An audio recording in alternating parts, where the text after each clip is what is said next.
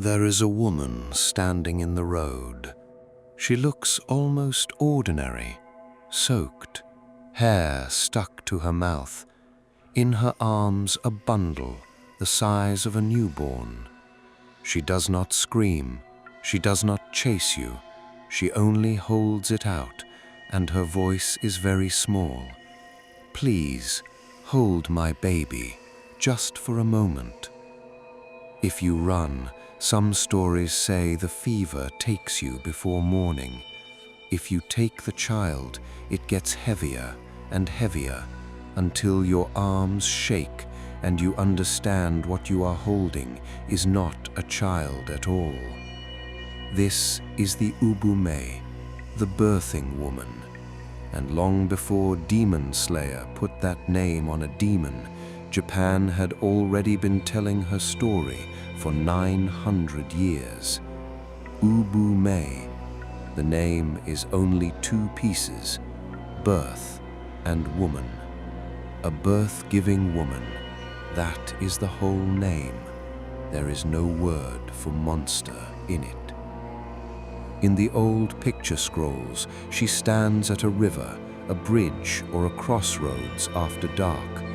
From the waist up, she can look like any young mother. From the waist down, her clothes are soaked in blood. She is the ghost of a woman who died pregnant, or in labor, or in the fever afterwards, when there was no doctor who could stop it. She cannot cross over, not for revenge, because she still has a child. Some nights she wants someone to hold it, some nights to feed it. Some nights she is still in labor, walking the road, crying the same two words, "Be born, be born." That is the oldest written description of her voice, from the 1600s, a woman already dead, still trying to deliver. This ghost is not random. In old Japan, childbirth was one of the most dangerous things a person could do.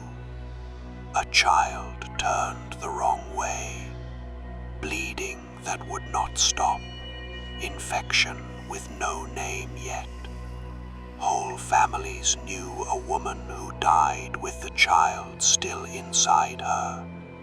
People believed a woman who died with the child still inside her would become an Ubume, so they tried to stop it. In some regions, they placed the child in her arms for burial.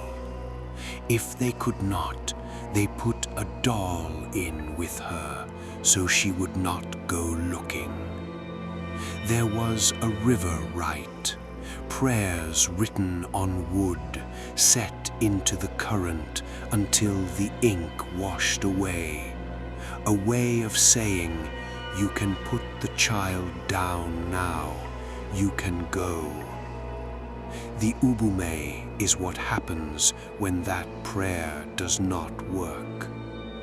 She is not Japan's cruelest yokai, she is its most unfinished one. The oldest Ubume story we can still read is almost 900 years old.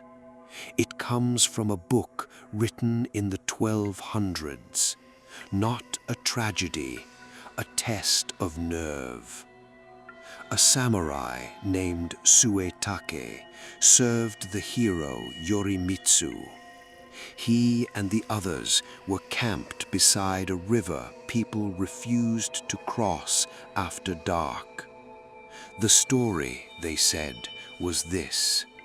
A woman waits in the water. She asks you to carry her baby to the other bank. If you take it, the child grows so heavy you drown. Suetake did not believe them. He went in. On the way back, she was simply there, a woman with a wrapped child, asking him politely to hold it. He took the bundle. Step by step it grew heavier, like a stone filling with river. His men thought he would go under. He did not. When he reached the shallows, she began to scream for her child back. Suetake kept walking. He set the bundle down. Leaves, a parcel of dead leaves. He had won the bet. He refused the winnings. He said the crossing had been easy. That is her first face in literature. Not a mother we are asked to pity, a thing in the river that tests whether a man will hold on. Later centuries made her sadder. This one only asks, will you carry what she gives you, even when it starts to crush you? There is another story, told in almost every region of Japan. In Kyoto, they still sell the candy. It is sometimes called the child-rearing ghost. Same wound as the Ubume, a mother who died with the work unfinished. One night, as a shopkeeper is closing, someone knocks. A young woman, colorless, hair undone. She holds out a single copper coin. One candy, please. He sells it to her. She is gone before he can ask where she lives. The next night, the same hour, the same coin, the same 3 words. Then the night after that. In the morning, the coins have become leaves or the funeral plant they tuck beside a coffin. On the 7th night, she has no money left. She offers her coat. The next day, a man from the next village sees that coat hanging in the shop and goes white. That is the coat they buried her in 1 week ago. She was with child. They thought the child had died with her. They go to the grave. They hear a baby screaming under the soil. When they open it, she is there, and in her arms, alive, a newborn. Around the child, 6 half-eaten candies, bought with the 6 coins placed in a coffin, ferry money for the river of the dead. The coins a spirit needs to cross. She spent her passage on candy.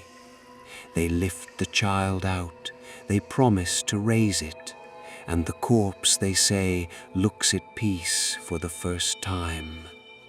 In the Kyoto telling, that child becomes a monk, and on the old road to the temple, a shop has sold the ghost's child-rearing candy for 400 years. This is her other face. She is not trying to drown you. She is trying to keep something alive in the dark with whatever she has left. In the Edo period, an artist drew her under another name, the birth woman bird. The name came from China, a night bird that steals other people's children and nurses them. In some Japanese tellings, she has wings. She leaves blood on laundry hung out after dark.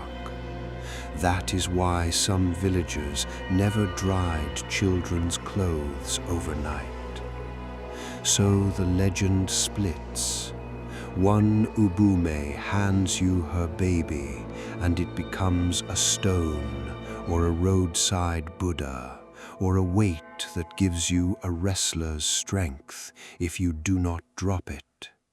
One buys candy with grave money until a living person finishes what she started. One flies and takes what she can no longer have.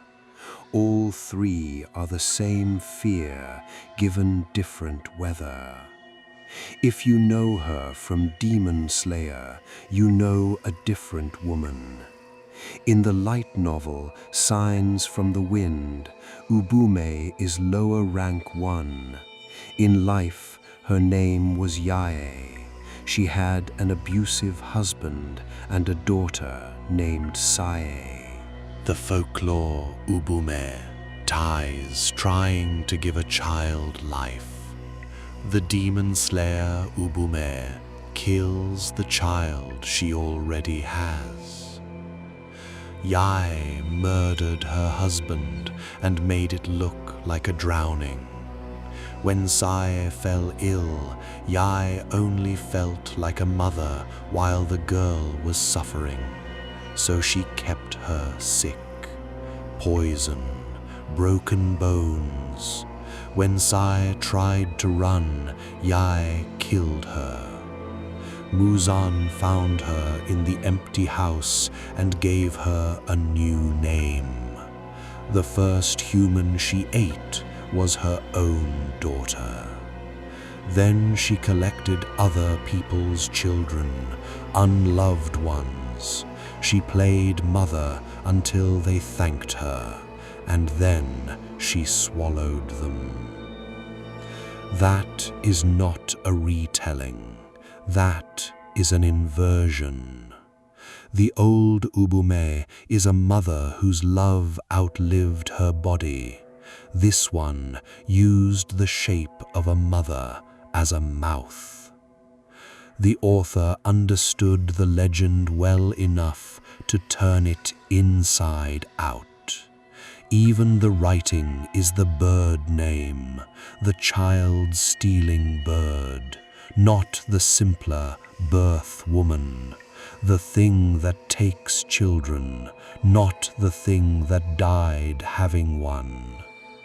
Saneme is the one who beheads her, a man whose own mother became a demon and killed her children, a false mother put in front of a son who already had to destroy a real one. That is why the name hits, even if you never read the folklore. Somewhere in you, you already know what an Ubume is supposed to be, and this one is the opposite. So, if you meet her in a story, in a dream, on some road you should not be on, the old books do not all agree on what to do. Some say, do not run. Running is what kills you. Some say, hold the child until the prayer is finished, even when your arms fail. Some say, follow her. She is not hunting you. She is trying to show you where to dig. Japan made a monster out of a death that happened in too many houses to too many women whose names nobody wrote down. The blood on her clothes is not a costume. It is a medical fact, remembered as a ghost. The baby that turns to stone is the child who never got held by the living. The candy in the coffin is a mother spending the last money she will ever have, so something of hers still wakes up. The Ubume is frightening because she is polite, because she asks, because the most dangerous sentence in Japanese horror is not a curse. It is a mother already dead saying, please. Ubume. She only wanted someone to hold the child. If you walk at night and a woman offers you something small, wrapped in cloth, you already know the rule. Do not drop it.